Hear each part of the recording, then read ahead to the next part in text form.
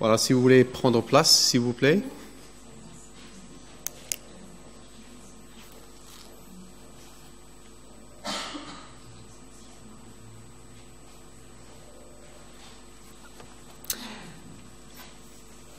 Bienvenue à chacun, à chacune à cette conférence sur le thème de la foi et histoire, où Michel va nous faire un survol du paysage spirituel de la région de Carcassonne, et en particulier, je pense, de toute l'Aude. Voilà, sans tarder, je vais juste prier, Michel, et je te passe la parole. Seigneur notre Dieu, merci pour cette communion fraternelle.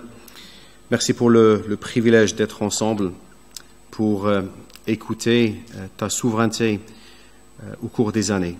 Et je te prie pour mon frère Michel, guide-le Seigneur, qu'il se sente à l'aise parmi nous ce soir. Et Seigneur, merci pour le temps. Je sais que énormément de temps a été investi dans la préparation de cette conférence. Et Seigneur, nous te prions pour lui, merci pour son témoignage. Merci Seigneur pour l'amour qu'il a pour toi-même et la bénédiction qu'il est pour moi-même. Et je te prie vraiment, Seigneur, de nous faire du bien, que tu nous encourages ce soir à te louer, à te glorifier pour qui tu es, ce Dieu qui reste le même hier, aujourd'hui et éternellement. Nous te le demandons au nom de Jésus.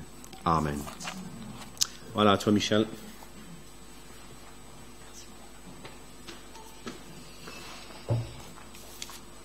Merci beaucoup à Hicham et à l'Église baptiste pour votre accueil.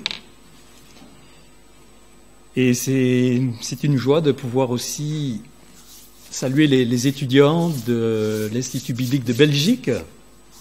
C'est qu'ils sont plusieurs à être ici en stage et qui font aussi de l'évangélisation. Ils amènent la bonne nouvelle dans cette ville de Carcassonne.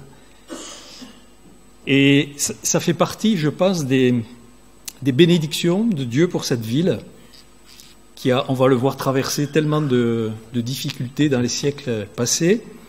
C'est que, à travers d'autres nations qui arrivent ici dans cette région, Dieu amène du secours, Dieu amène une bénédiction. On le vit dans notre propre église locale depuis quelque temps, avec l'apport de personnes qui arrivent des quatre coins de la planète, on va dire, et qui sont là comme des sources d'eau pour venir nous rafraîchir et nous encourager. Et je pense que dans l'Église baptiste ici, vous connaissez la même chose. Dieu est le Dieu des nations et il sait aussi venir encourager les nations qui sont les plus faibles spirituellement. Comme on peut dire que la terre de France, malgré toute sa coloration, on va dire, spirituelle, est quand même une nation faible sur le plan spirituel. Il faut bien le reconnaître.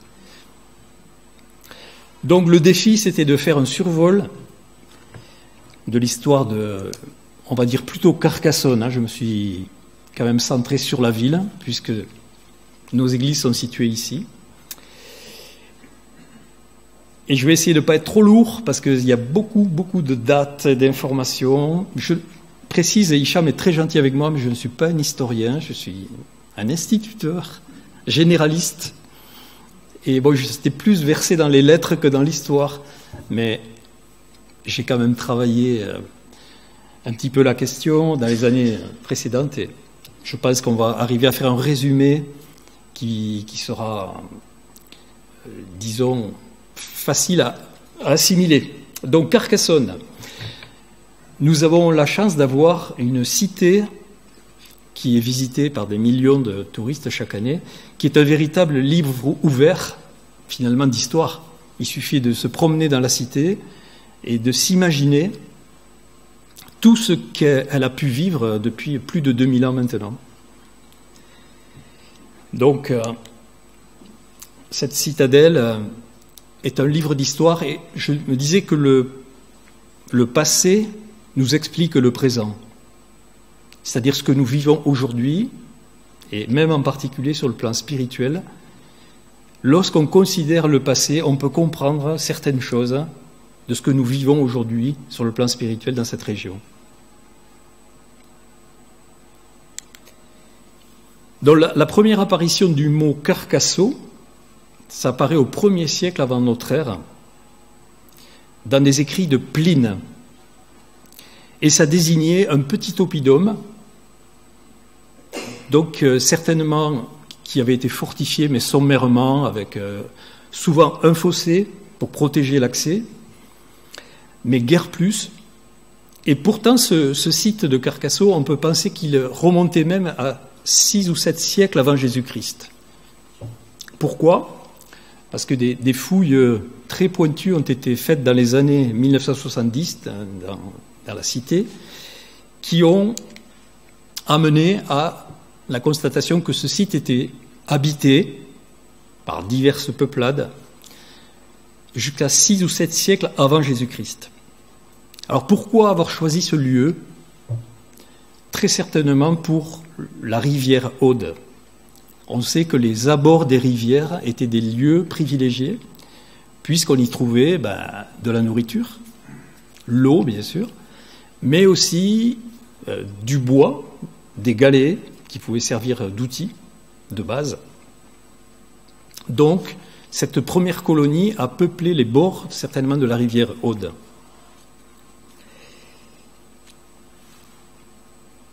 Si on remonte donc au nom de Carsac, sur l'emplacement de la ville moderne actuelle, ce nom apparaît donc entre 800 et 600 avant Jésus-Christ si on se fie aux fouilles archéologiques. Apparemment, c'était un vaste territoire autour de Carcassonne, un des plus vastes habitats du sud de la Gaule, environ 25 à 30 hectares, et avec 2 fossés qui protégeaient certainement l'oppidum. Bon, la situation de Carcassonne, entre Méditerranée et océan, Narbonne, et puis la région de Toulouse, Bordeaux, au débouché de la rivière Aude, puisque l'Aude prend sa source dans les Pyrénées, et à partir de Limoux, elle commence à s'élargir, et lorsqu'on arrive dans la plaine carcassonnaise, c'est vrai que c'est un lieu qui est beaucoup plus apte à être habité et à être occupé.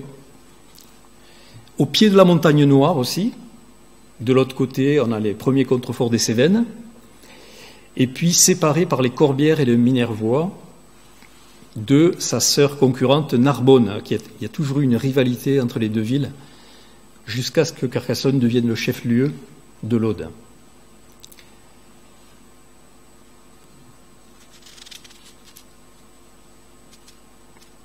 Alors ce site de Carcassonne-Villebasse, donc près de la rivière Aude, il est petit à petit abandonné pour se déplacer sur l'emplacement actuel de la cité, à 150 mètres d'altitude à peu près. Donc ce petit promontoire de la cité, il a été choisi parce qu'il était stratégique. On pouvait surveiller le cours de l'Aude, on pouvait voir arriver les assaillants de plus haut, même si ce n'est pas très haut. Donc à partir de ce déplacement de la population, c'est le site de la cité sur la butte qui va être le plus développé.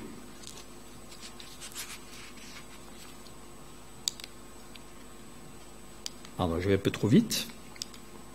Voilà. Carcassonne est choisi certainement pour implantation à cause de cet axe entre Méditerranée et Aquitaine. On a découvert des fragments d'amphores qui prouvent qu'il y avait déjà un commerce du vin, très certainement entre l'Italie, la Grèce et Carcassonne. Et ensuite, le commerce est devenu réciproque, c'est-à-dire que sous l'influence de l'Italie et de la Grèce, les Gaulois se sont mis à cultiver la vigne et les oliviers.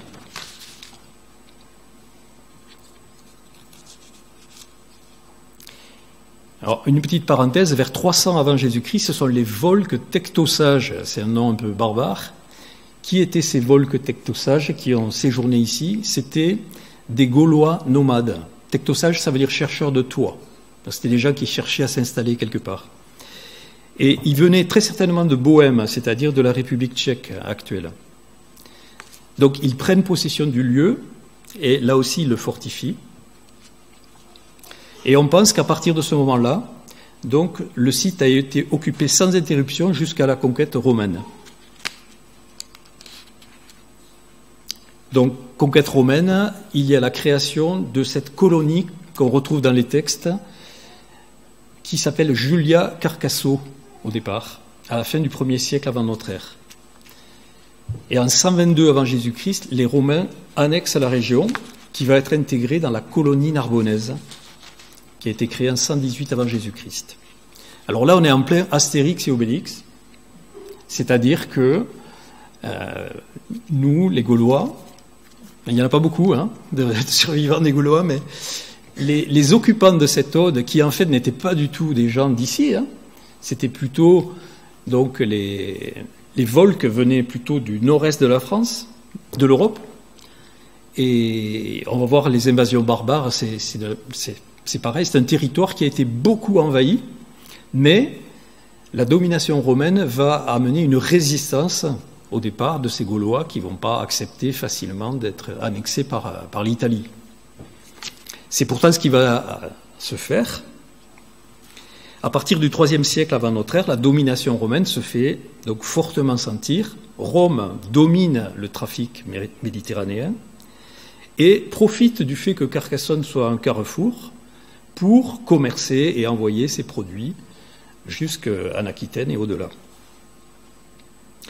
Alors, bien sûr, cette domination romaine, elle nous amène des influences spirituelles plutôt polythéistes. On sait que Rome, donc les Romains avaient une multitude de dieux, donc certainement que cette influence nous arrive ici, mais au IIe et au IIIe siècle de notre ère, le christianisme prend de l'expansion. On connaît donc la position de Rome, qui à ce moment-là n'était pas encore la ville pontificale qu'on connaît, mais qui était une ville largement évangélisée. Et ce qui n'était qu'une secte dans le 1er siècle devient rapidement une église. Le christianisme continue à entrer dans le pays, et en particulier dans la région narbonnaise, qui se trouve justement sur l'axe commercial de l'Italie. En l'an 120, l'historien Tacite parle des chrétiens persécutés par Néron après l'incendie de Rome. Vous vous rappelez que les chrétiens étaient accusés d'avoir incendié Rome, ce qui était faux, bien sûr, mais c'était une occasion de les persécuter, et très durement. Pline le Jeune écrit à son empereur Trajan pour lui demander des consignes sur l'attitude à adopter vis-à-vis des chrétiens qui refusent d'invoquer les dieux, d'offrir de l'encens et du vin à l'image de l'empereur. Jusqu'au IIIe siècle, les chrétiens vont être persécutés, en particulier en Italie. Mais nos étudiants de l'Institut biblique belge savent qu'il y a une date clé, c'est 312, la conversion de l'empereur Constantin. Donc l'empereur Constantin se convertit et il impose quelque part le christianisme à tout son domaine, tout son empire. Avant 312, on pense qu'il y avait à peu près 5 à 10% de la population qui était chrétienne dans l'Empire romain. Suite à la conversion de Constantin, on a une majorité de l'Empire qui se convertit.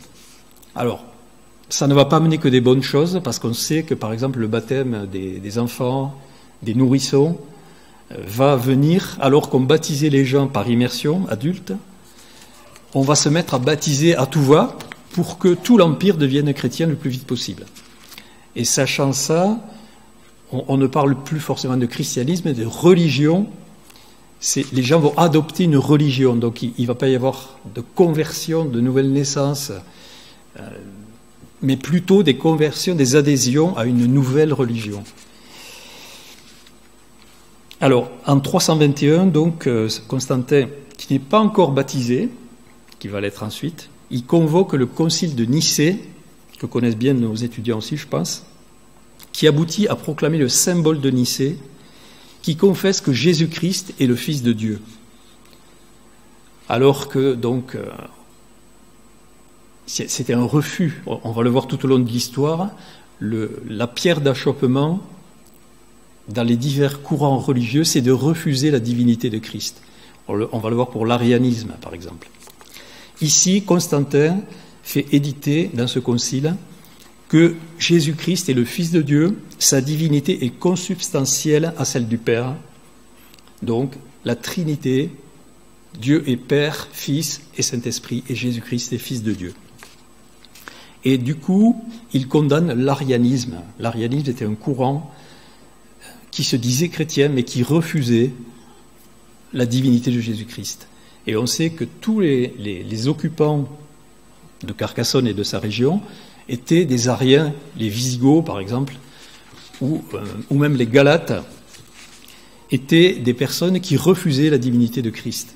Et aujourd'hui, si on veut faire un saut dans le temps, la communauté des témoins de Jéhovah est par exemple une subtile résurgence du courant arianisme, puisqu'il vous présente Christ comme sauveur, mais si vous les interrogez un petit peu plus, vous allez très vite vous rendre compte qu'ils refusent la divinité de Christ.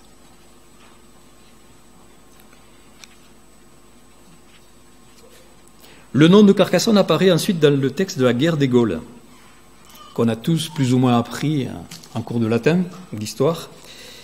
Et Carcassonne se trouve sur la voie romaine qui existe encore, la route qui va de Carcassonne à Toulouse par Bram, la petite ville de Bram, Castelnaudary. C'est l'ancienne voie romaine qui a été reprise ensuite au niveau axe routier. Donc dans ce premier tiers du IVe siècle, le terme de château apparaît, c'est-à-dire qu'au IVe siècle, on peut considérer que la première enceinte que vous connaissez de la cité, voilà les murs gallo-romains, cette partie de la cité date du IIIe et IVe siècle. C'est une construction gallo-romaine. Donc il y avait à peu près 34 à 38 tours de 13 à 14 mètres de haut. Et aujourd'hui, il en reste une vingtaine à peu près.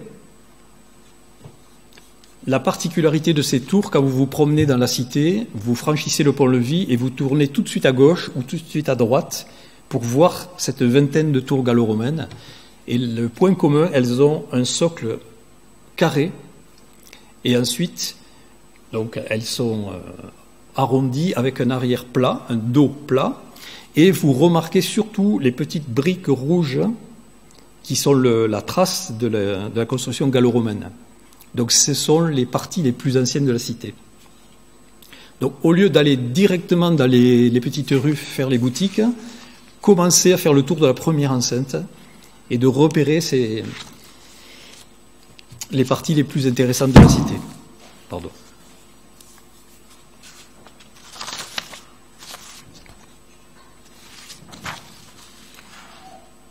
Donc l'occupation des barbares, on va voir rapidement une carte parce que je ne voudrais pas être trop long là-dessus. Entre 406 et 409, les invasions barbares, ce sont des peuplades qui viennent pour la plupart du nord-est de l'Europe. Alors dans le lot, on a des Visigoths, des Ostrogoths, on a donc des gens qui sont des adeptes de l'arianisme pour la plupart. Voilà, quand on regarde un petit peu la carte, on s'aperçoit qu'on a été très généreusement envahi un peu de toutes parts, et même de l'Asie, par les Huns, par exemple. Donc, les Vandales aussi, les Alamars, les Burgondes, les Francs qui vont devenir les propriétaires du sud de la Gaule. Il y a quelque chose qu'on doit noter, c'est une incursion musulmane au 6 et 7e siècle. Donc vers 720, il y a une attaque du faubourg de Carcassonne au niveau de Notre-Dame de l'Abbaye. Vous avez dû repérer cette abbaye au pied de la cité, sur le versant de la route de Narbonne, avec les fresques, les magnifiques fresques là. Donc d'après les archives de l'abbaye, c'était un lieu de rassemblement dans les premiers siècles pour les chrétiens. C'est peut-être le premier lieu de rassemblement des chrétiens de la ville, sachant qu'on n'était pas dans la structure catholique comme on la connaît aujourd'hui. C'était plutôt un lieu de rassemblement. Donc il y a une attaque de cette église qui en 720 est devenue une église catholique, et puis donc une occupation arabe qui est aussi effective sur les villes de Narbonne et de Nîmes. À Carcassonne, cette période d'occupation sarrasine va durer une vingtaine d'années, environ. Il n'y aura pas de construction particulière. Et il n'y aura pas non plus apparemment d'influence particulière sur la population. Par contre, il y aura la fameuse légende de Dame Carcasse, qui n'est pas très belle d'ailleurs. Elle a été restaurée. C'était une princesse sarrasine il est tout à fait possible qu'effectivement, puisque la cité était occupée par des Sarrasins, qu'il y ait eu l'épouse de Balak, des chefs sarrasins. Et vous connaissez tous l'histoire. Donc cette princesse, assiégée par les Francs, les armées franques, invente une stratégie, se dit, tiens, il nous reste encore quelques nourritures, donc on va gaver le dernier porc, ce qui est peu probable quand même pour une princesse sarrasine, mais bon. Et puis, donc, ce porc bien engraissé, elle le fait lancer par-dessus les remparts pour faire croire aux troupes des Francs que la cité a encore beaucoup de réserves. Donc, l'armée, qui était là depuis déjà un très long moment, décide de lever le siège et Dame Carcasse fait sonner donc des trompettes en signe de victoire. Et les troupes des Francs disent « Sire, Carcasse sonne ». Carcasse sonne en signe de victoire. Voilà. Donc très, j'allais dire tiré par les cheveux, mais voilà, la légende est là, et puis on a notre buste de Dame Carcasse à la cité, ça fait la joie des touristes et des enfants. Mais en fait, on a bien vu que le nom Carcasso remontait de l'époque gallo-romaine. Ça n'a rien à voir avec la légende de Dame Carcasse. Donc, après le départ des Sarrasins, Carcassonne, comme le reste de la Septimanie, c'est cette grande région maintenant de Narbonne jusqu'à presque aux portes de Toulouse, est intégrée au royaume franc. Ça vous rappelle des souvenirs de leçons d'histoire. À partir de 800, le sacre de Charlemagne, ce sont les comtes qui vont administrer Carcassonne. C'est-à-dire que ils vont avoir la responsabilité de gérer la ville au nom du roi. Alors ici, bon, pour résumer un petit peu, Carcassonne, il faut quand même savoir une chose, c'est que nous avons été sous la dynastie des comtes de Trincavel. Quand vous voyez le nom, Raymond Roger de Trincavel, dans la cité médiévale, voilà, c'est une dynastie de comtes qui a régné sur la région de Carcassonne pendant plusieurs siècles, de père en fils. Mais pour simplifier la chose, il y a eu conflit entre Toulouse, comte Simon de Montfort, les comtes de Trincavel, et l'Espagne, puisque Carcassonne était une ville frontière avec l'Espagne. La frontière était beaucoup plus proche, puisque le Roussillon appartenait à l'Espagne. La région de Perpignan était espagnole. Donc la frontière était aux abords de Carcassonne, et Carcassonne avait le rôle de surveiller la frontière espagnole. Donc Carcassonne a été une ville qui a été tiraillée entre l'Aquitaine, Simon de Montfort, l'Espagne et les Trincavel qui ont essayé de garder la dynastie.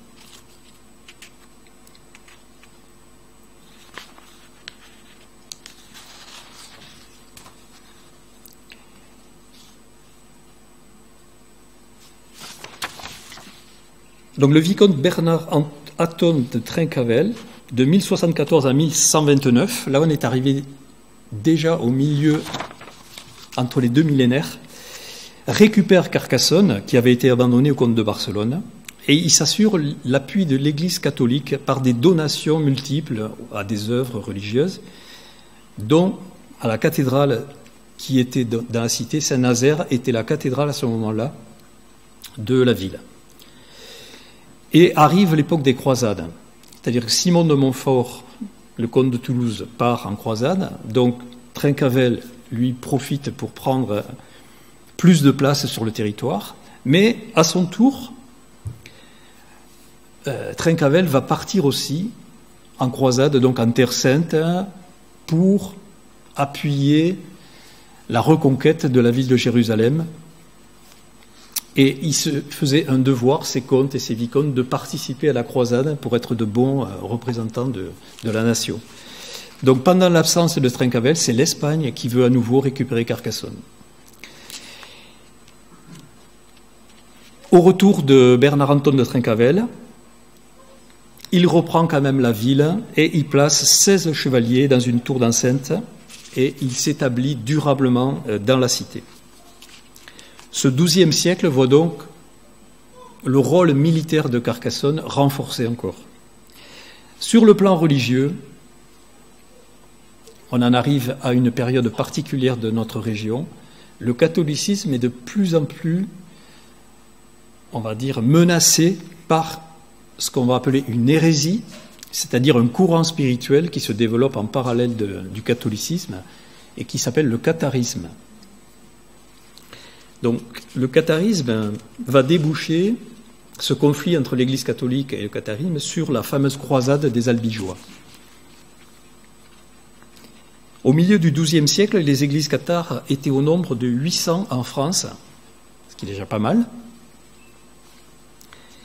Le légat du pape Pierre de Castelnau est assassiné en 1208 et, saisissant cette occasion, le pape Innocent III ordonne au roi de France de bannir les hérétiques, de saisir leurs terres, de les attribuer aux habitants catholiques, et la croisade contre les Albigeois donc, est proclamée par l'Église catholique.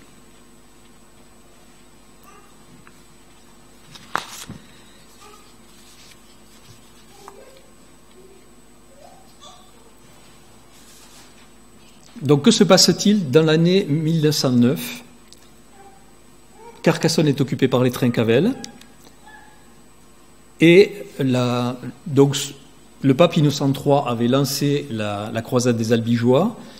Les croisés se présentent dans la ville de Béziers dans un premier temps.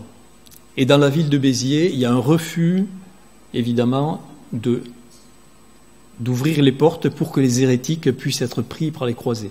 La ville se réfugie sur un refus et il est décrété par les croisés d'incendier, de brûler la ville et le slogan des croisés était « Dieu reconnaîtra les siens ».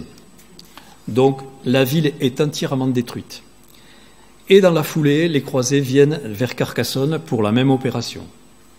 À Carcassonne, donc, il y a un siège qui va durer un certain temps, 14 jours, et c'est le jeune vicomte de Trincavel qui va décider de se livrer, non pas de livrer les hérétiques ou les habitants de la cité, mais lui-même va se livrer avec quelques-uns des responsables, et ainsi les habitants vont avoir la vie sauve. Le vicomte de Trincavel va être emprisonné dans la cité, et quelques mois plus tard, il décédera. On dira qu'il a eu une dysenterie, mais très certainement il a été empoisonné. Et on a pensé de ce fait que l'hérésie cathare allait être définitivement détruite. Les habitants ont la vie sauve, donc, mais ils doivent quitter la cité et laisser tous leurs biens. En 1226, les Carcassonnais promettent fidélité au roi et dévotion à l'Église catholique. Donc là, on voit un petit épisode. C'est à Fangeau. Les dominicains, donc Dominique, qui était un prédicateur venant d'Espagne, qui prêchait l'Évangile et qui était chargé de convertir les hérétiques, de les ramener à la vraie foi. Et lors d'une réunion où il y avait un feu dans la pièce, il décide de jeter dans le feu les écrits, donc les écrits bibliques pour Dominique, et puis les écrits cathares pour les cathares. Et c'est peut-être une Bible de Dominique, est sauvé des flammes et remonte et n'est pas brûlé, n'est pas consumé. Donc, Dominique en profite pour dire, voyez, c'est la parole de Dieu qui fait autorité, elle n'a pas été brûlée, et ce que vous croyez est faux.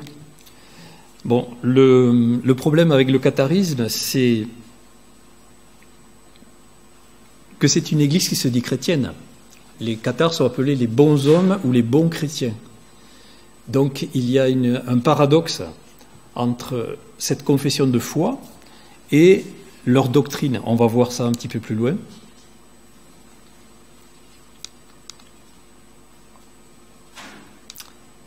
Ce qui est bizarre, c'est qu'il me manque une diapo apparemment.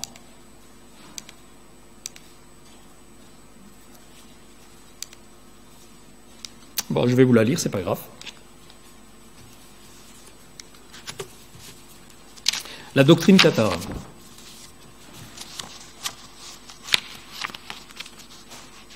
Ça va, vous n'êtes pas trop saturé?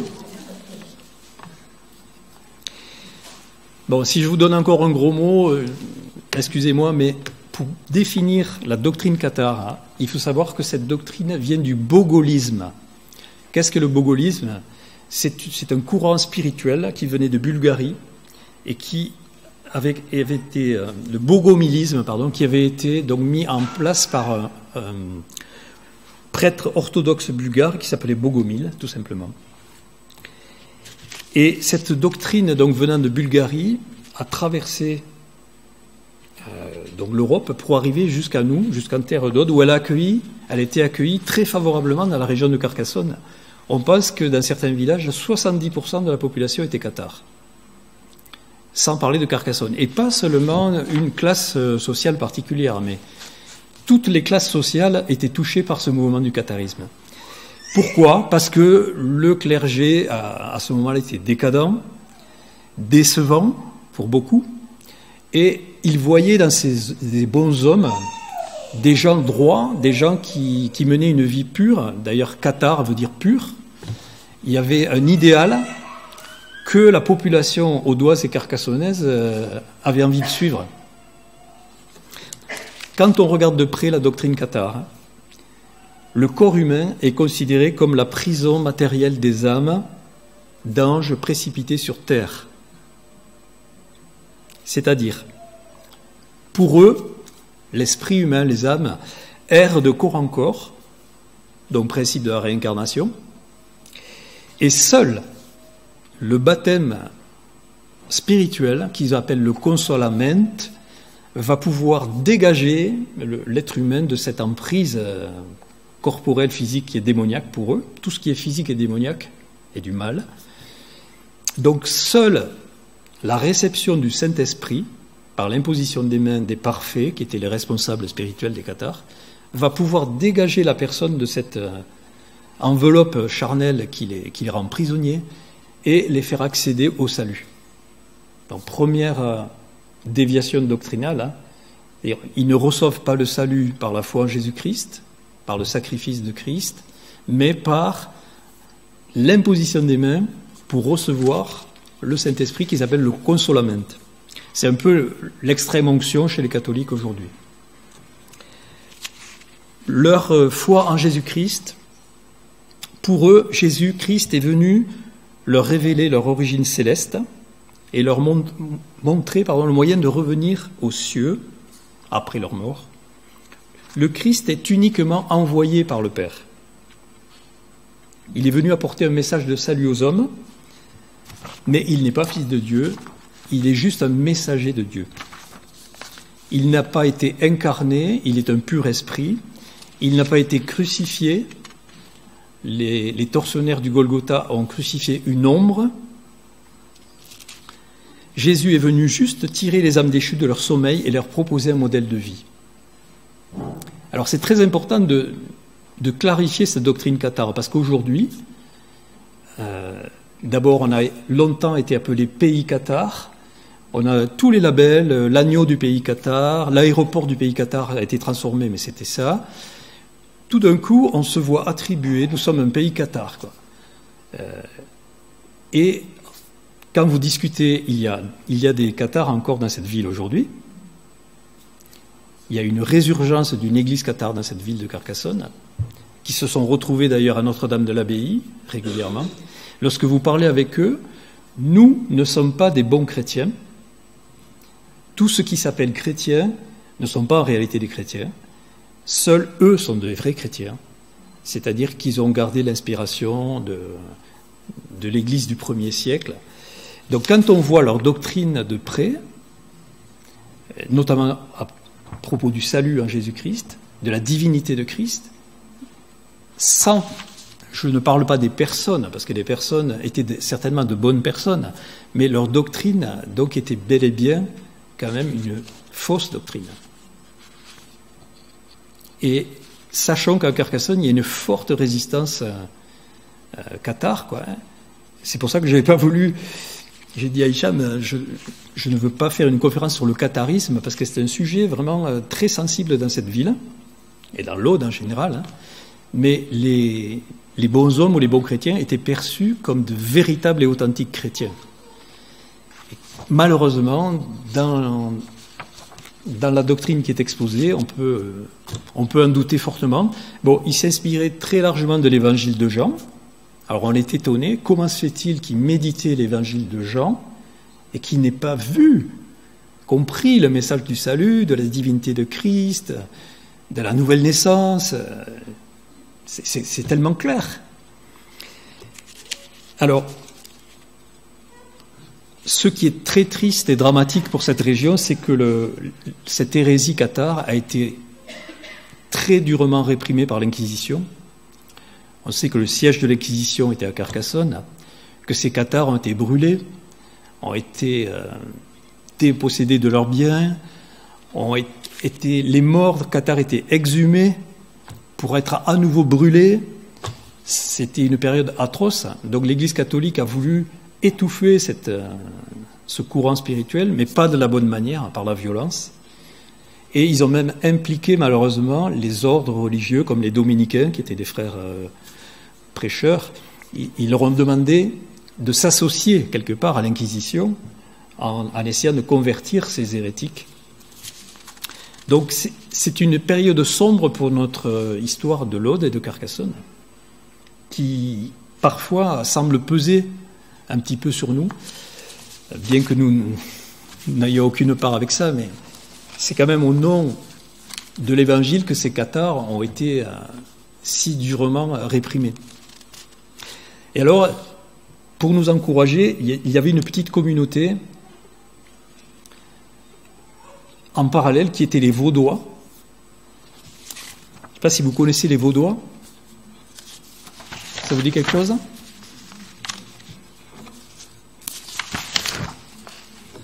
Le mouvement vaudois, il a été créé par un Lyonnais qui s'appelait Pierre Valdès ou Pierre Valdo dans le dernier quart du XIIe siècle, donc à peu près la même période que les cathares. Et ce Pierre Valdès était un catholique fervent, mais il découvre la Bible. C'est exactement la même démarche que Luther. Il découvre la Bible, il découvre les évangiles, et en particulier, il est interpellé par les paroles de Jésus au jeune homme riche, dans l'évangile de Marc, au chapitre 10 et au verset 17. Il est tellement touché par cette histoire du jeune homme riche qu'il décide de vendre tous ses biens. C'était un riche propriétaire. Hein. Et à partir de ce moment-là, il consacrera sa vie à secourir les malheureux et à prêcher l'évangile. Et il va être suivi par des compagnons de route. Il va faire traduire la Bible en langage courant. Il va en faire des copies nombreuses. Et évidemment, il va être condamné par le pape. Il a la bonne démarche de dire « je vais aller rencontrer le pape, je vais lui expliquer ma conversion et lui dire que j'ai envie que la Bible soit diffusée largement à tous les catholiques qui puissent la lire dans leur langue. » Mais évidemment, il va être rejeté et persécuté. Certains Vaudois vont passer par l'Inquisition également, mais ils vont se réfugier dans le Piémont italien, où ils sont toujours. Vous voyez, la grosse différence entre le catharisme qui s'est éteint quelques décennies plus tard, le mouvement vaudois est toujours présent. Il y a encore des églises que je suis allé visiter dans le Piémont italien, perchées dans la montagne, des églises de refuge. Mais ce sont des gens qui ont gardé l'Évangile à travers des siècles et qui aujourd'hui encore sont des églises tout à fait correctes dans la bonne doctrine. Et aussi, une rencontre extraordinaire qui s'est faite, c'est les calvinistes, les réformés, sont allés trouver ces Vaudois, suite donc à l'arrivée de la réforme en Italie, en disant « mais qu'est-ce qui nous différencie en fait ? Vous avez trouvé la réalité de la parole de Dieu, vous prenez appui uniquement sur la parole de Dieu, qu'est-ce qui nous différencie en fait ?» Et les Vaudois disent « mais oui, exactement ». Nous sommes aussi des réformés et ils ont fait un don très conséquent pour justement la traduction de la Bible en langage courant. Et cette Bible a été ensuite éditée en Suisse.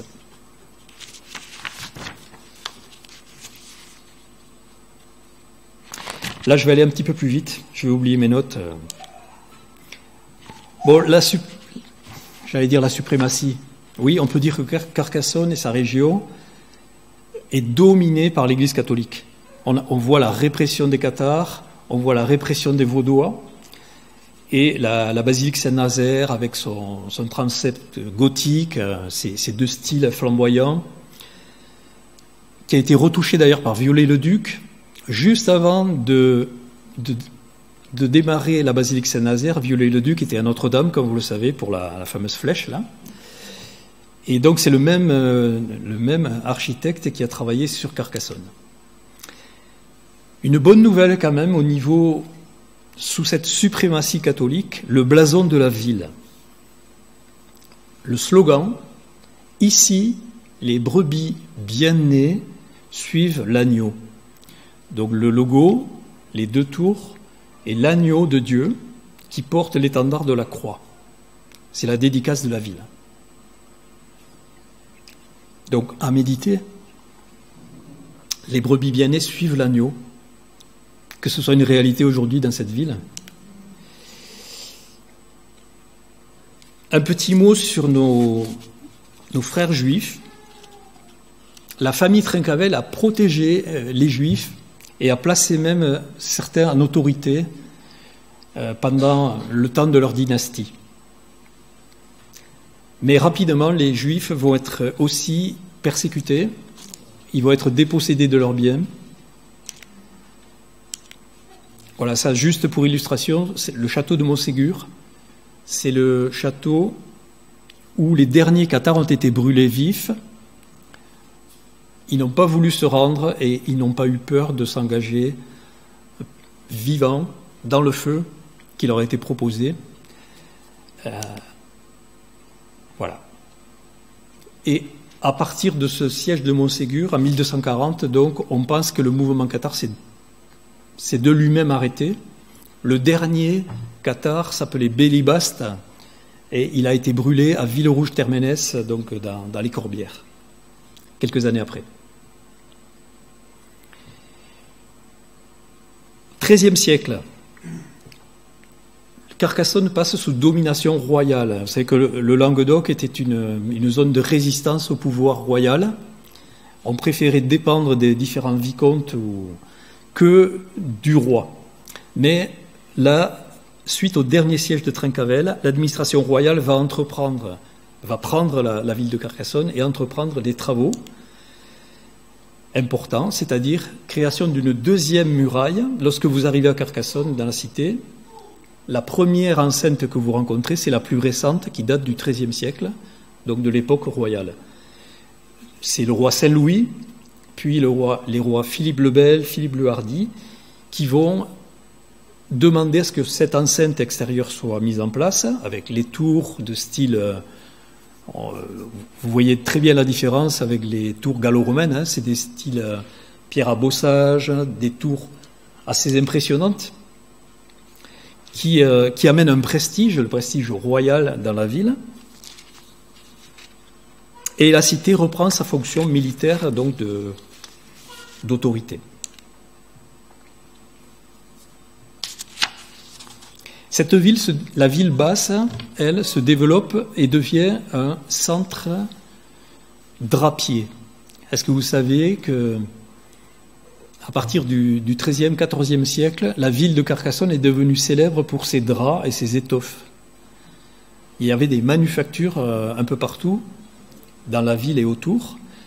On faisait venir la laine de Mazamet et de la Montagne Noire, et même d'Espagne, et ces draps, ces étoffes étaient faites à partir de laine, et le commerce se faisait vers l'Italie, vers la Grèce, vers l'Égypte, vers le Moyen-Orient, par le port de Marseille. C'est-à-dire que certainement on transportait ces ballots de draps et d'étoffes jusqu'au bord de la Méditerranée, et ensuite ces draps, ces étoffes partaient vers tout le bassin méditerranéen, et jusque donc vers le Levant, vers le Proche-Orient. Et c'était le camelin de Carcassonne, qui est aujourd'hui disparu, bien sûr. Le temps des malheurs, j'accélère un petit peu, famine, peste et guerre à partir de 1348. Il y a une surpopulation parce qu'il y a beaucoup d'ouvriers qui sont venus travailler dans les draperies. Et malheureusement, quand il y a la disette plus la peste qui s'ajoute, et encore la guerre de 100 ans, ça fait beaucoup de dégâts dans cette région de Carcassonne. Passage du prince noir. Prince noir, c'est le prince de Galles. Durant cette guerre de 100 ans, donc il va incendier et brûler les bourgs autour de la cité, mais ils ne pourront pas prendre la cité qui a été fortifiée entre-temps avec la deuxième enceinte. Les impôts sont lourds, entre parenthèses, pour payer la rançon du roi Jean le Bon qui a été prisonnier des Anglais. Et il y a du brigandage qui sévit sur les routes. Quand il y a de la pauvreté, des gens désœuvrés, il y a du brigandage, des vols qui se font sur les chemins autour de Carcassonne. À partir de 1500, la forteresse de la cité devient presque inutile. Elle perd son rôle militaire. Pourquoi ? Parce que la frontière espagnole avec le traité des Pyrénées va être déplacée. Le Roussillon revient à la France, donc toute la contrée de Perpignan redevient française. Du coup, Carcassonne n'est plus une ville frontière. La garnison militaire va disparaître.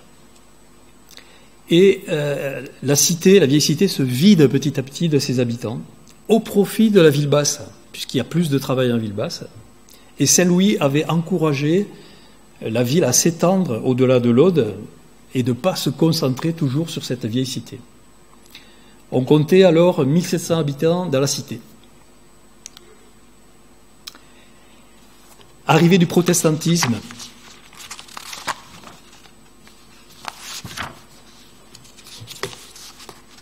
Je retrouve un peu mes notes, parce que là, on est intéressé quand même au premier chef. Donc 1517, vous vous rappelez, Luther placarde les 95 thèses de ce qu'il vient de découvrir dans ses lectures bibliques sur l'abbaye de Wittenberg. 1517, c'est le début de la réforme en Allemagne, qui va rapidement arriver ici en France par Calvin. Et c'est en 1531, simplement, qu'apparaît le protestantisme à Carcassonne. De quelle manière ? On aurait pu penser que, comme les Carcassonnais et les Audois avaient reçu le catharisme à bras ouverts, ils allaient faire pareil pour la réforme.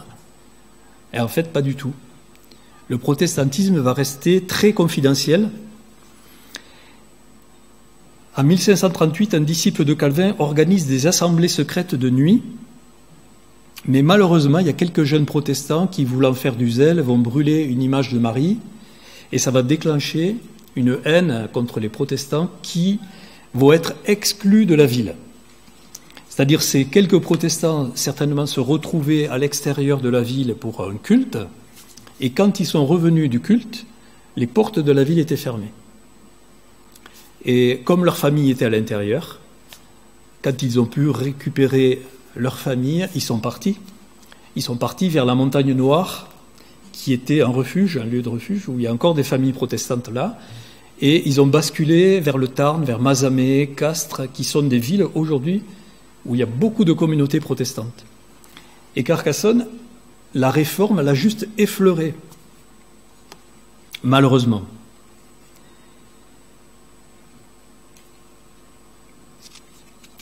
Jamais Carcassonne ne se départit de sa fidélité au catholicisme. Elle est même une base d'expédition contre les protestants de Limoux, de Bram et de Cuxac-Cabardès en Montagne Noire. À la fin du XVIe siècle, le protestantisme existait encore à Alette-les-Bains, à Limoux, à Bruguérol, à Bugarache, qui Bugarache est aujourd'hui un centre plutôt de nouvel âge, Castelnaudary, Mas-Saint-Épuel, Montréal, Minerve, Cabardès et Minervois. Il y avait environ 8 communautés protestantes réformées dans l'Aude.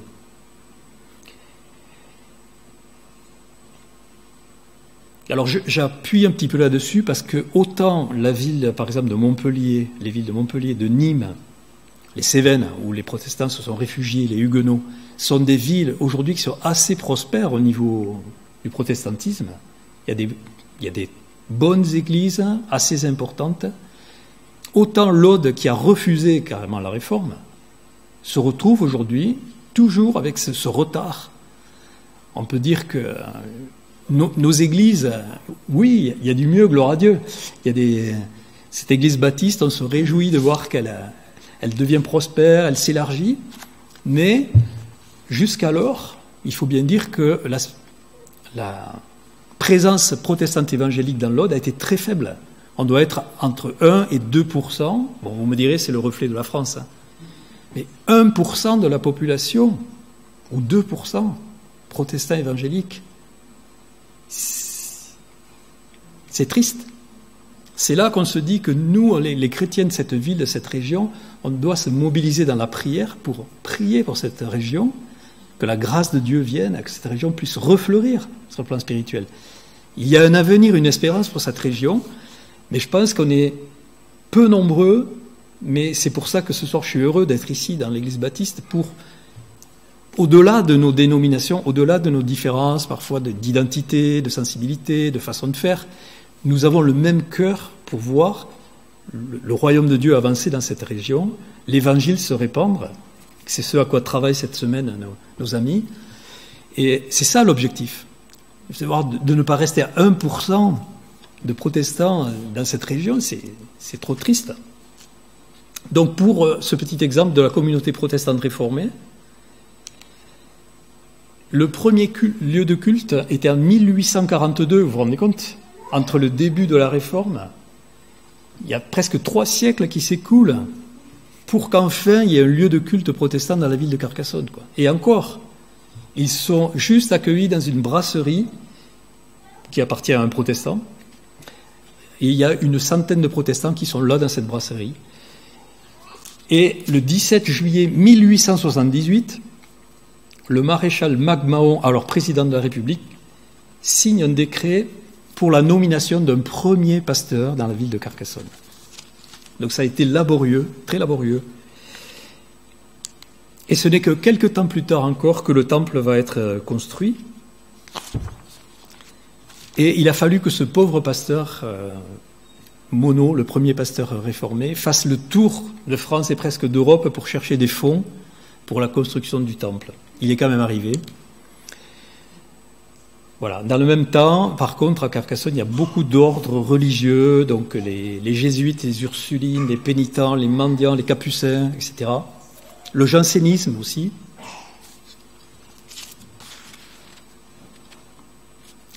Le siège administratif de la ville est définitivement en ville basse, puisque tout se passait à la cité jusqu'au milieu du Moyen-Âge. Là, la ville haute est définitivement abandonnée et toute la juridiction, l'administration, le clergé, la cathédrale sont transférés en ville basse.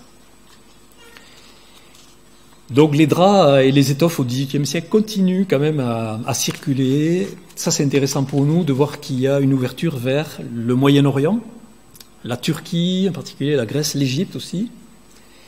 Et à ce moment-là, c'est vrai que l'industrie française est assez performante et il y a des manufactures royales qui s'ouvrent dans toute cette région. Des filatures qui se mécanisent, donc des filatures mécaniques hydrauliques qui remplacent petit à petit les manufactures traditionnelles.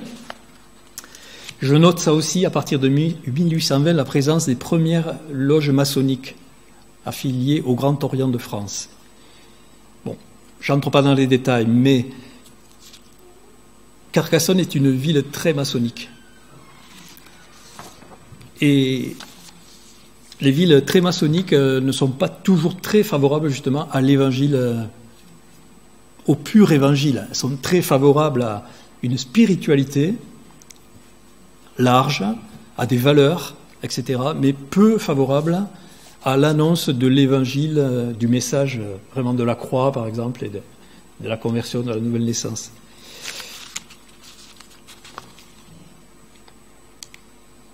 Bon, la ville se modernise. L'eau est distribuée dans la ville basse, les premiers hôpitaux, les axes routiers sont améliorés, création d'écoles, de collèges.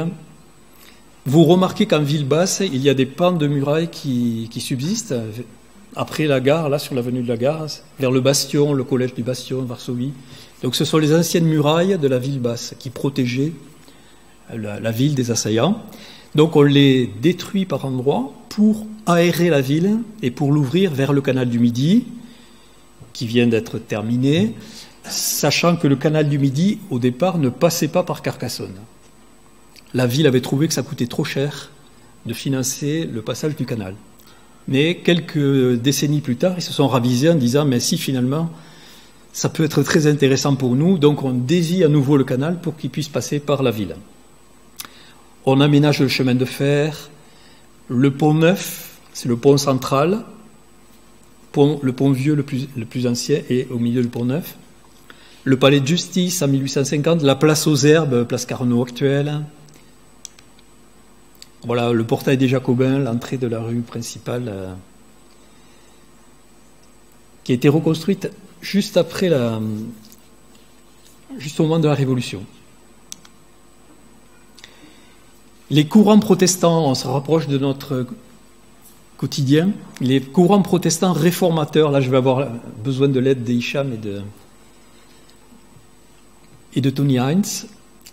Concernant les églises baptistes, donc la réforme évidemment a touché très peu la ville, on l'a vu, et il a fallu attendre finalement les années 1900, je pense, pour que les premières églises baptistes, le courant baptiste se développait déjà depuis le début du XVIIe siècle, aux États-Unis, en Angleterre aussi, je pense.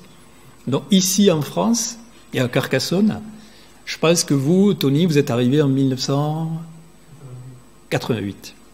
Voilà. Donc, c'est tardif. C'est tardif pour un mouvement qui est déjà en pleine expansion en Europe. Nous n'avons pas eu le courant méthodiste, qui pourtant est un courant très fort. Spirituellement, c'est la deuxième filière protestante avec Finney, Wesley, les grands réformateurs. On n'a pas eu de méthodisme ici, on n'a pas eu de libristes, on n'a pas eu les ménonites. Finalement uniquement le mouvement baptiste et puis le mouvement de Pentecôte avec Scott Douglas dans les années 50 qui vient dans la ville de Carcassonne pour prêcher l'évangile, lui aussi dans des cafés, dans des arrière-salles de restaurants, d'où l'implantation de l'église de Pentecôte qu'on connaît aujourd'hui dans les années 50. On peut noter aussi le renouveau charismatique dans les années 60-70.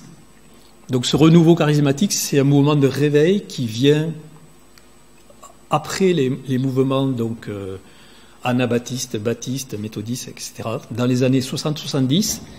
Et ce renouveau touche les catholiques, les protestants, les anglicans.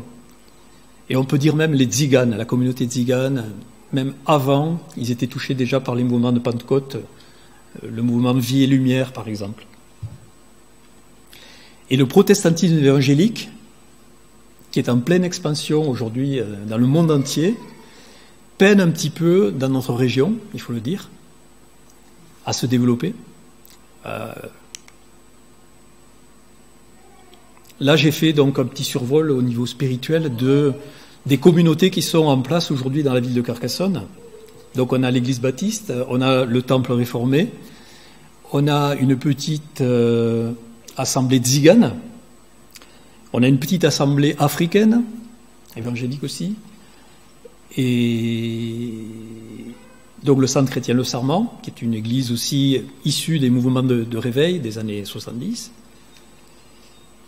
L'église Pentecôte, donc l'Assemblée de Dieu. Donc ça fait 6-7 communautés chrétiennes d'identité protestante sur la ville.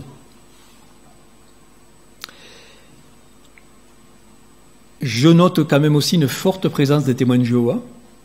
Vous devez voir vos boîtes aux lettres régulièrement visitées.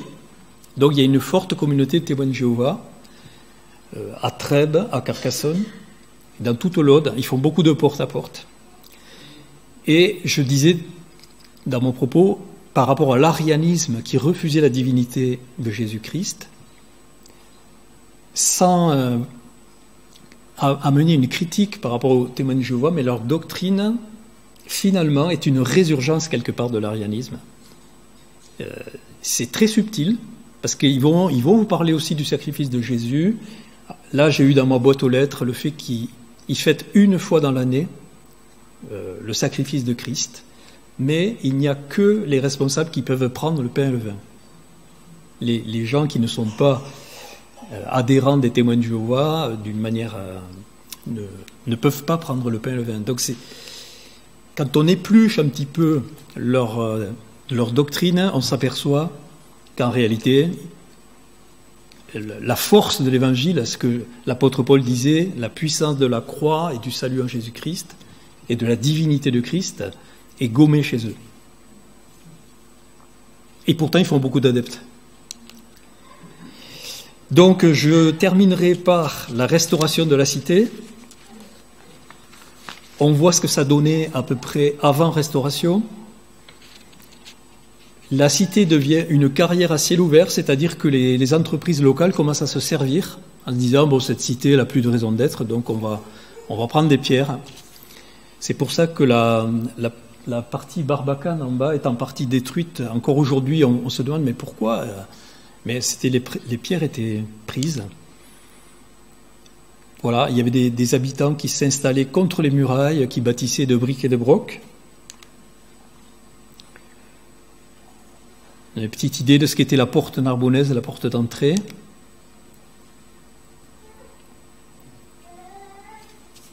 Voilà, 1840, donc la restauration est engagée grâce à un habitant du pied de la cité qui s'appelait Jean-Pierre Crosse-Mervieille. Il était aux premières loges et il s'apercevait que les gens venaient se servir, donc prenaient les pierres pour leur construction. Donc il alerte Paris et Viollet-le-Duc donc vient visiter la cité et se rend compte de l'étendue des dégâts.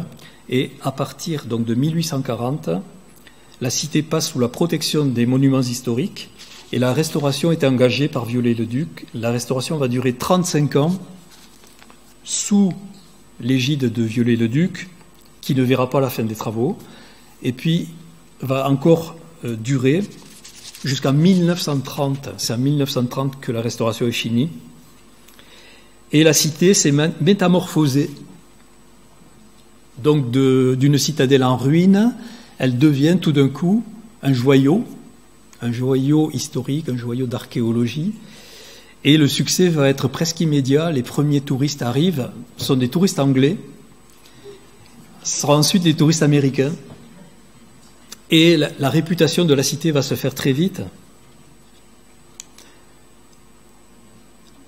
On sait qu'aujourd'hui, la cité de Carcassonne est un des sites les plus visités au monde. Donc on a la joie quand même d'avoir toutes les nations quasiment de la Terre qui viennent de nous rendre visite. Et ce qu'on souhaite dans nos cœurs, c'est que parmi tous ces touristes qui viennent nous visiter, il y ait des chrétiens authentiques qui prennent à cœur cette région et qui amènent un renouveau spirituel chrétien dans cette ville. Que peut-être et c'est sûr, le salut ne va pas venir des Carcassonnais, mais le salut va peut-être venir des nations qui viennent, on le voit régulièrement chaque année.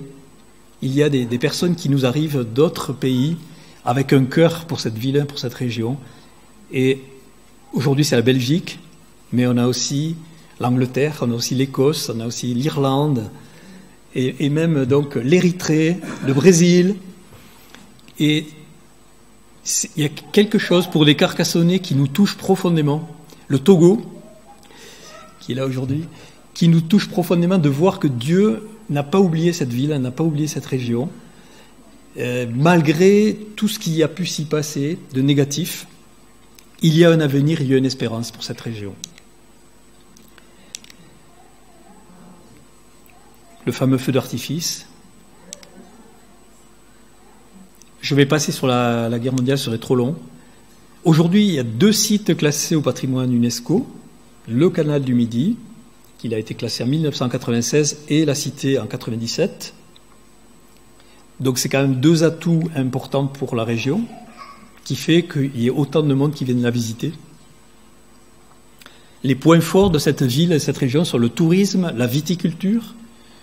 Le vignoble a été beaucoup amélioré. Il y a beaucoup de jeunes qui s'installent et qui veulent faire de la qualité.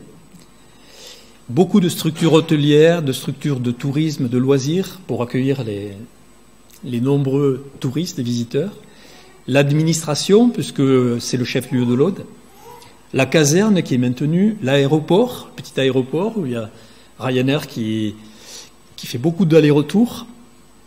Malheureusement, pas d'industrie, très peu d'entreprises, pas d'université, ce qui fait que nos jeunes, quand ils ont terminé leur scolarité en lycée, partent vers Toulouse ou Montpellier et bien souvent ne reviennent pas, sauf le week-end peut-être, ou en visite, parce qu'ils vont trouver du travail là où ils auront été formés en université. Classement UNESCO. Ma conclusion sera, pour nous, les chrétiens de cette ville, Jérémie 29, verset 7, recherchez le bien de la ville où je vous ai mené en captivité. On n'a pas été mené en captivité, on a choisi d'être là, mais il y a quelque chose que le Seigneur veut nous dire. Continuons à prier pour cette ville et pour son bien, parce que le bonheur de cette ville et le nôtre dépend du sien. On est dans un contexte, et plus la ville va être bénie, va être encouragée, plus nos églises le seront. Donc il y a vraiment quelque chose du cœur de Dieu à nous encourager de continuer à intercéder pour cette ville. Je sais que vous le faites, et on veut le faire vraiment avec un cœur commun. Pas juste chacun chez soi, prions. Non, mais c'est, Seigneur, on est en communion avec nos autres frères et sœurs de la ville, de l'Aude, et on veut vraiment s'unir pour continuer à intercéder pour cette région. Et l'espérance, c'est ce logo de Carcassonne, de suivre l'agneau. Et notre prière, c'est que beaucoup dans cette ville, dans cette région, suivent l'agneau de Dieu. On ne leur demande pas de suivre une religion, mais de connaître Jésus-Christ comme le Sauveur, le Seigneur, de s'engager derrière lui et de le suivre. Et voilà.